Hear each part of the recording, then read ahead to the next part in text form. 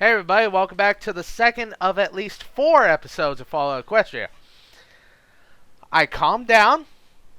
I went to go watch Rick and Morty. It calmed me down. So that's watch. Let's go. Star spawn in the room couldn't be avoided any longer. Spike... Watcher. I know what happened to Twilight Sparkle. Silence. Thunder rumbled in the background. Then... Oh?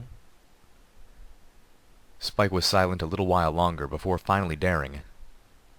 Please tell me she went quickly, without pain. Woo! It was fast, wasn't it? No! A rock lodged in my throat.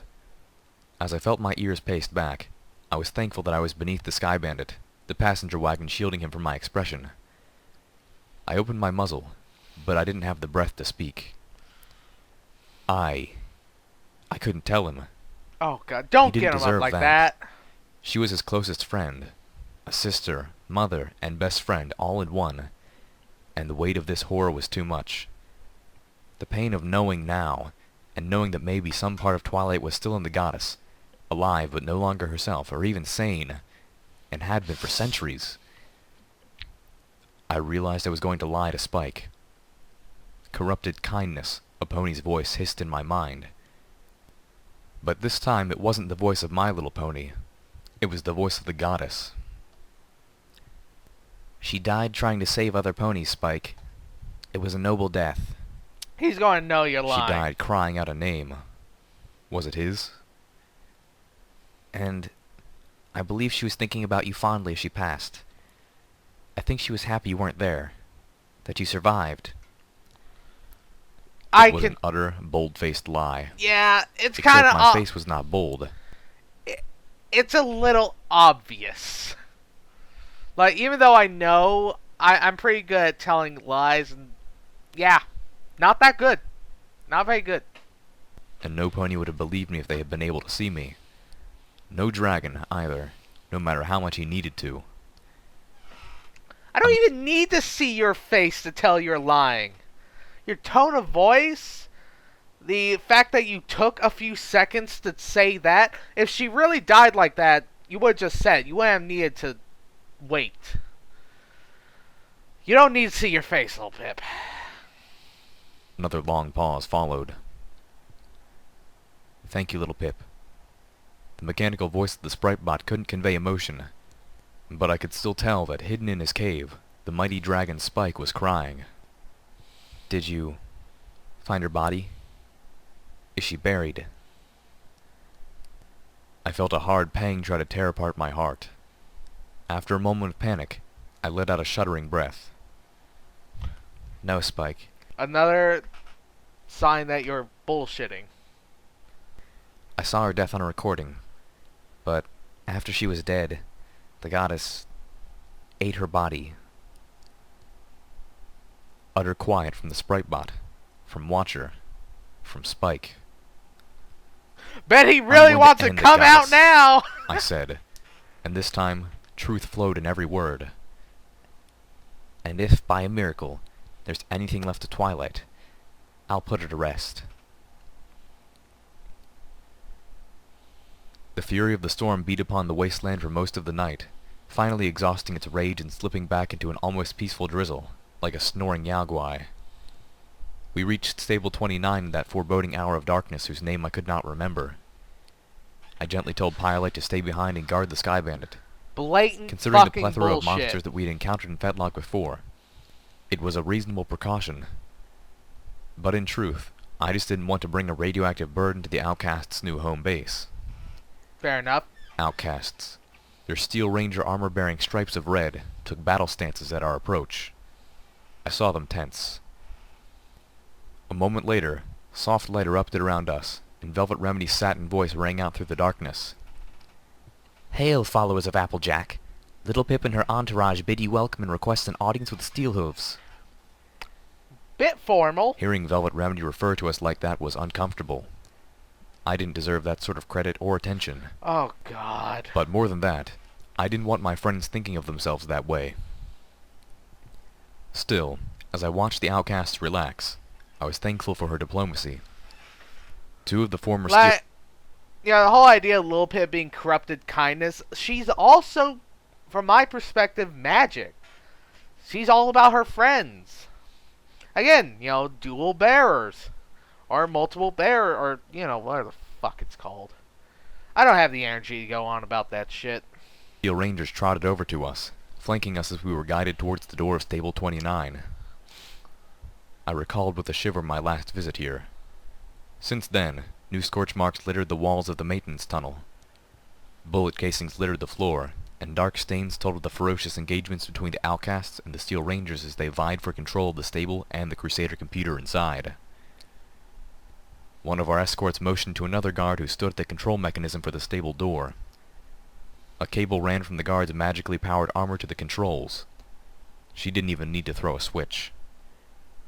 With a teeth-hurting grind and a Hydra-like hiss, the huge gear-shaped door was pulled open on its internal arm. We marched forward. What is with the vault doors being a giant gear? I don't think they're any better secured than others. Okay, the fact that they have to scrape back instead of just lift or go down probably helps, makes it harder for people to get through because, they're so thick and they have to push them back. But other than that, I don't know, I don't see it. I don't see what... I guess it's the symbol of stable or vault tech. But, oh fuck, whatever.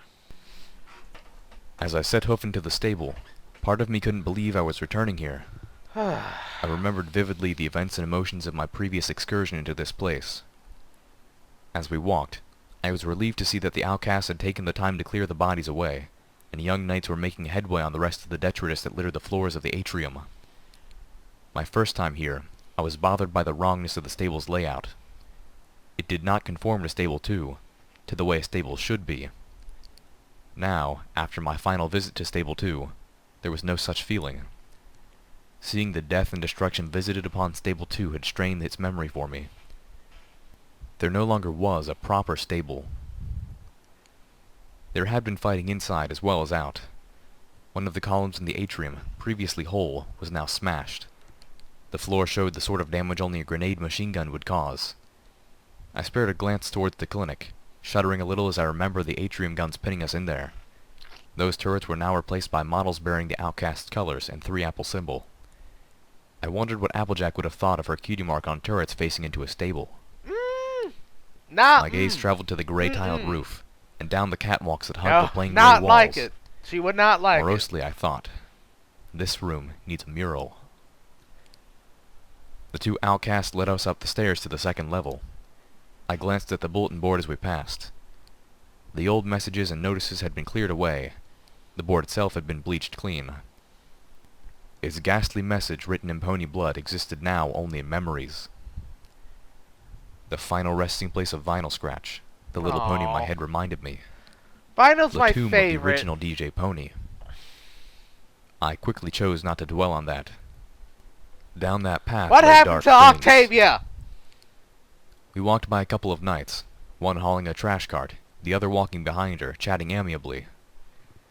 This place could really use some colorful posters, not to mention a few throw rugs, maybe some curtains.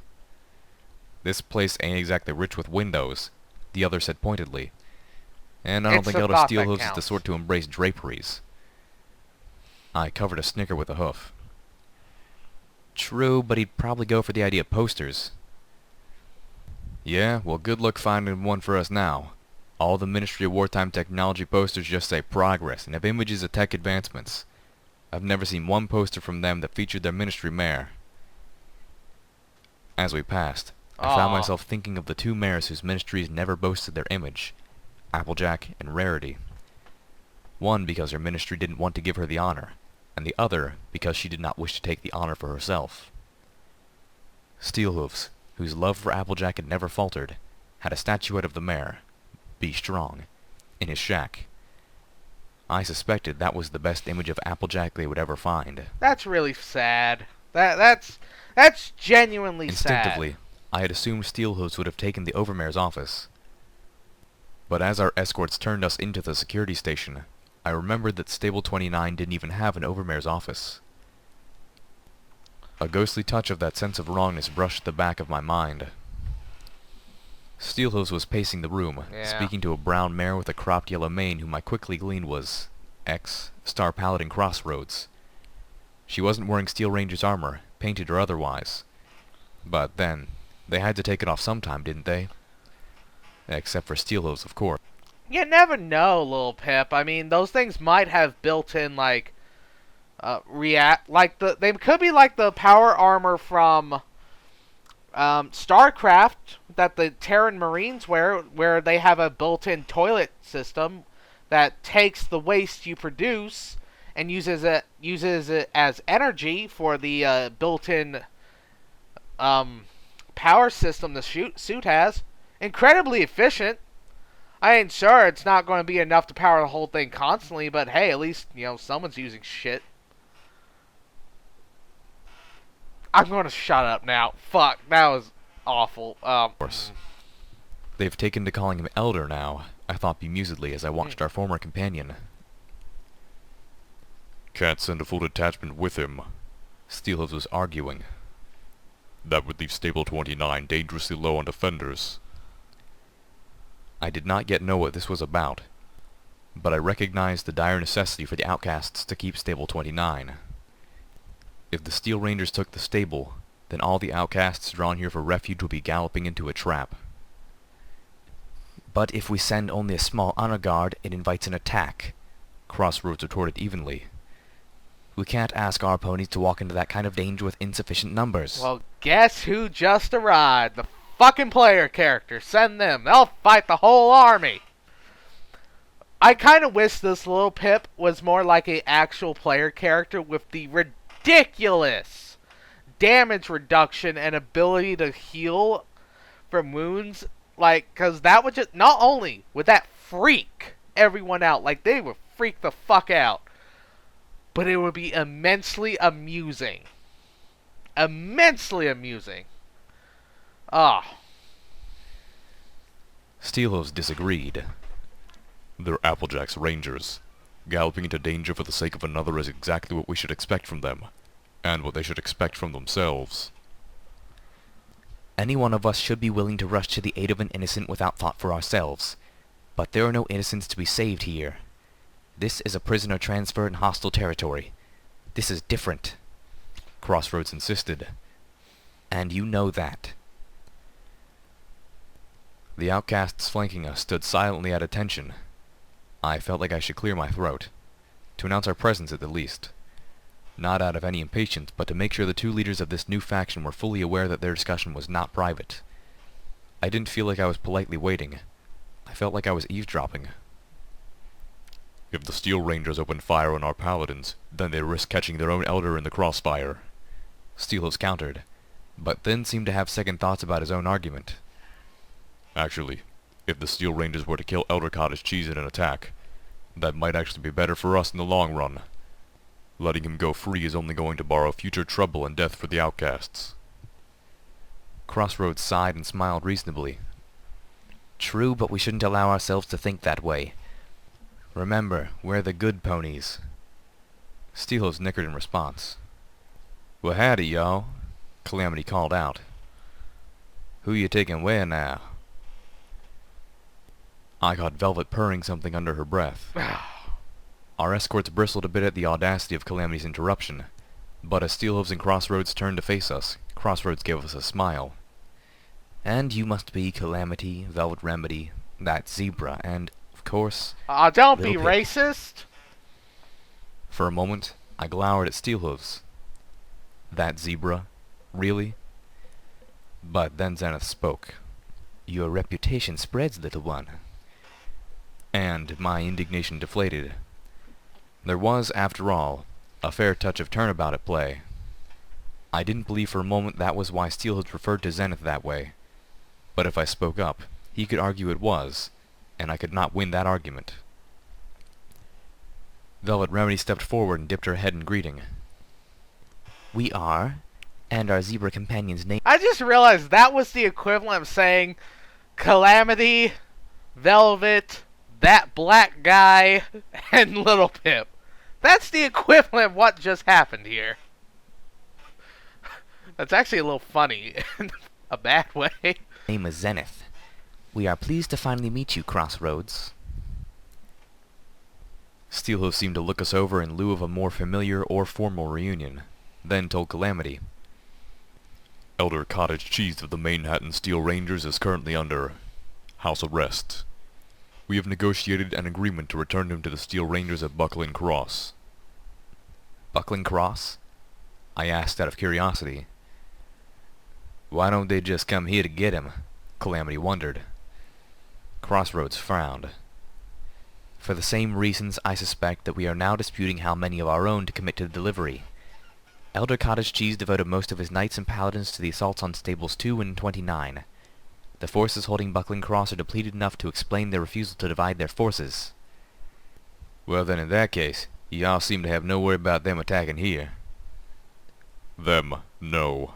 Steelhoof paced. There's other groups. Others, yes. We can expect a counter-strike by forces sent from Philadelphia at any time. Their elder was killed in Stable 2. They will not forgive that. And they may receive reinforcements from other contingents. Crossroads shook her head. Hoofington is still dark, and Trottingham is such a mess that the elder there will be hard-pressed to devote serious forces to any place else. Unless the Steel Rangers abandon Trottingham entirely, Steelhoof pointed out. Like, you people are fucking everywhere, aren't you? Like, these Steel Rangers they are everywhere. Like, holy shit. And, like, how many suits of power armor is that? Do you have the means of producing it? Is this like is most of it the scrap armor from Fallout 3? You know, the T-41B, you know, the scrap style power armor used by the Lion's Pride? Like, what the fuck? What? At this point, that might be their best strategic option. But even if they left now, it would be difficult for them to rally with the Philadelphia forces in enough time to attack before our ponies have returned. Hard, but not impossible. Calamity whinnied, whispering to Velvet. I almost want to tell him to get a room. I shook my head. But, you know, this'd be it. One of the security intercoms let out a burst of static, followed by a stallion's voice. Elder Steelhoof, sir. My apologies for the interruption, but Elder Cottage Cheese is demanding his medical chair. In the background, I could hear the grumpy yet cultured voice of a very elderly stallion. I'm still an elder, and you traitors will show proper respect. I will not be halted. There's a problem with that, Cottage Cheese. If they're traitors, why would they show you respect? Fuck. And yeah, you're right. He kind of does sound like fucking Futurama Nixon. Back to my citadel in that capsule like a piece of luggage. I will return with my head held high. Medical chair? I asked. Steelhoof groaned. Crossroads trotted to the intercom switchboard, glancing briefly at the map of lights above to determine which button she needed to press to speak back to them. Velvet Remedy whinnied softly. Oh, Pip. I wasn't sure why she said it at first, but then I noticed which light was blinking on the map, and I realized that they were using the Pip-Buck technician's stall in the maintenance wing as a jail. I stared as the brown mare found her button, the pony in my head trying to decide how I should feel about that. I dispassionately settled on, makes sense. Yeah. Elder Cottage, it's raining. Crossroads nickered politely into the intercom. You could catch a cold, which you know would probably kill you. Your life support capsule is the only way we can ensure you will survive the journey. You traitorous lot have already killed me, the elder retorted. The Crusader mainframe in this stable was my last hope, and you've ripped that from me. You're such a Whether fucking the finishing dick. draught be from sword, drizzle, or cup of poison, I will face my end with dignity. Crossroads took her hoof off the intercom, looking at Steelhooves with an expression of concern. Fucking asshole. Steelhooves marched over, accessed the terminal, then pushed Crossroads out of the way as he pushed the intercom button. Elder Cottage Cheese. His voice rumbled into the intercom. This is Steelhooves.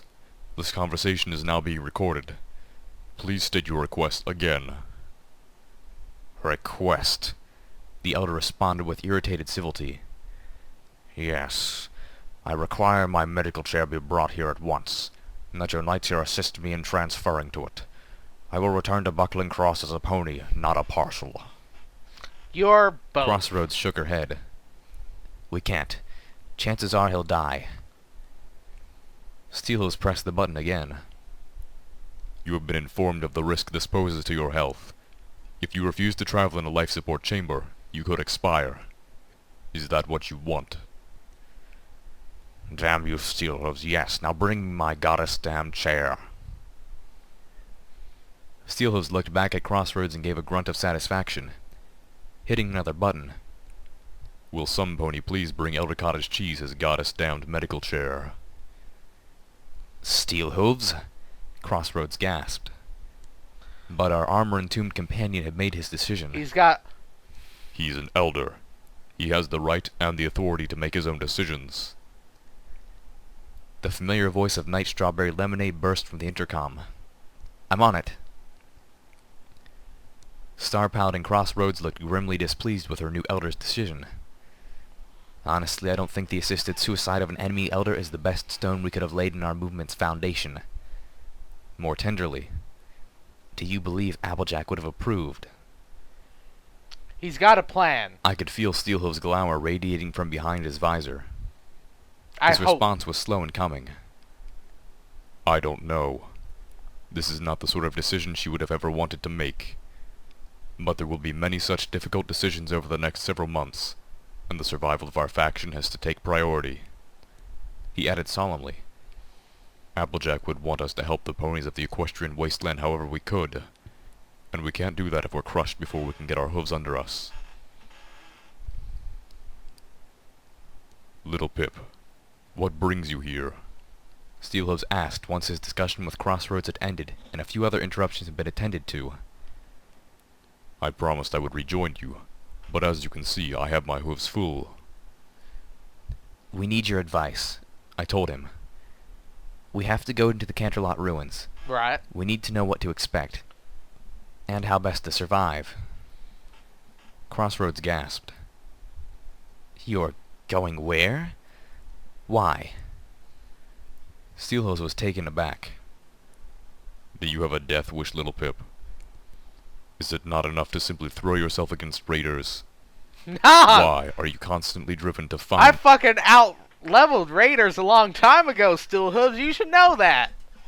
Shit, we're on the alicorns now. God, he's been out of the party for too long. He don't know. He don't fucking know. New and more extreme ways to punish yourself, risking your life and often the lives of those who follow you. That hurt. It gets good loot. I'd do this alone if I could. But we have to get to the Ministry of Awesome in Canterlot, and I can't do that by myself. Yeah, Calamity stomped. We appreciate you not wanting to put us in danger, Little Pip, but you can just cut that crap right now. You ain't pulling another one of your solo missions. Yeah, that went bad. Philadelphia was still fresh on every pony's mind. That How went really bad is what bad. we're trotting into? Velvet Remedy asked. Steelhooves gave a low nicker. Bad. Not like it used to be, but still bad. Am I at least correct that you know where you're going and what you want to do? The Canterlot Ruins is not a place for sightseeing. I nodded. We have two objectives. Rarity's office in the Ministry of Image, and the secure vault in the Ministry of Awesome. Steelhooves nodded. Good. I forgot You to have put that in your favor, myself then. on Once you Do enter the Not ruins, Disturb on do not let yourself Discord. get distracted. Shit. His visor turned to stare at each of us in turn, ending with Calamity. Why? I asked, concerned that Steelhooves seemed to expect us to have trouble with that. Are there ponies still alive in the ruins who need our help? There's something in there. No. Steelhooves' tone was final.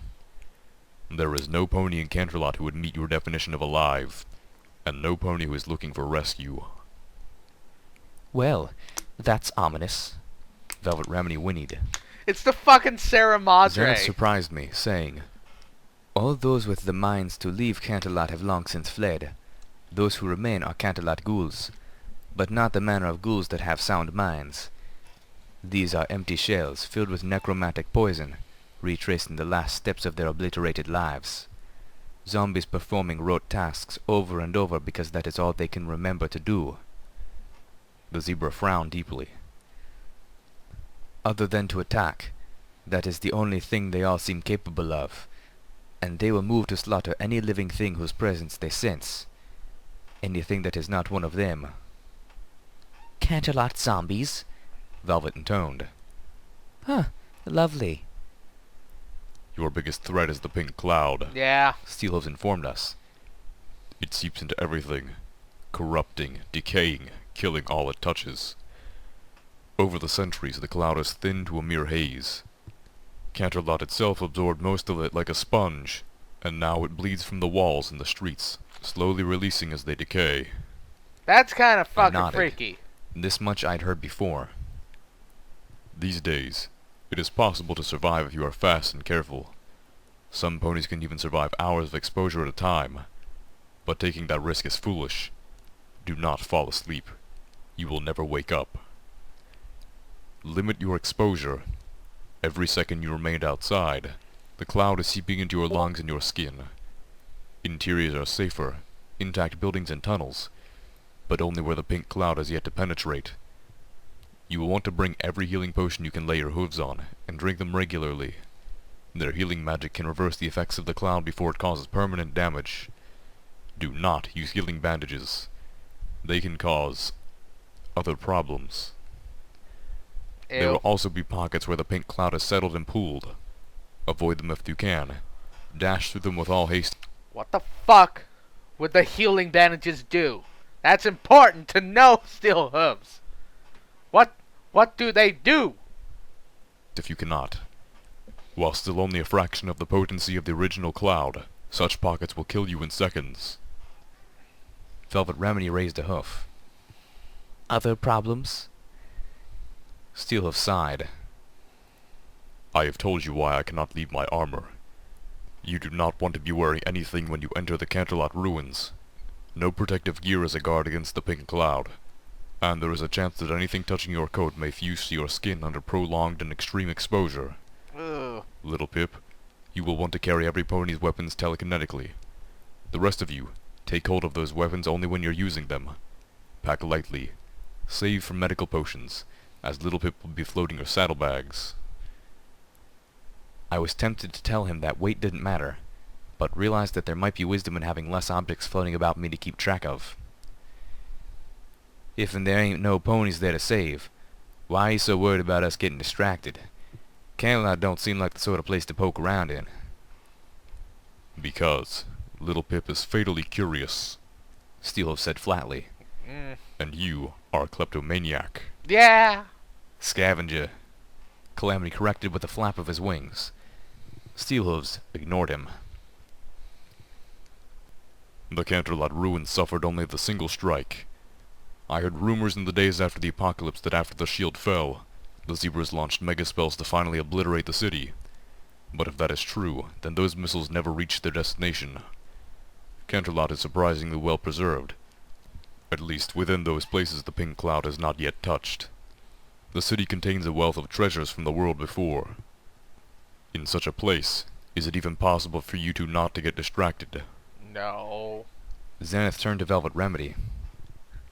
It would seem the task falls to us to keep our two companions safe from themselves. And that's where I'm stopping. Fuck. They are going to get so distracted and try to loot everything, and it's going to fucking just ruin the... They're going to die!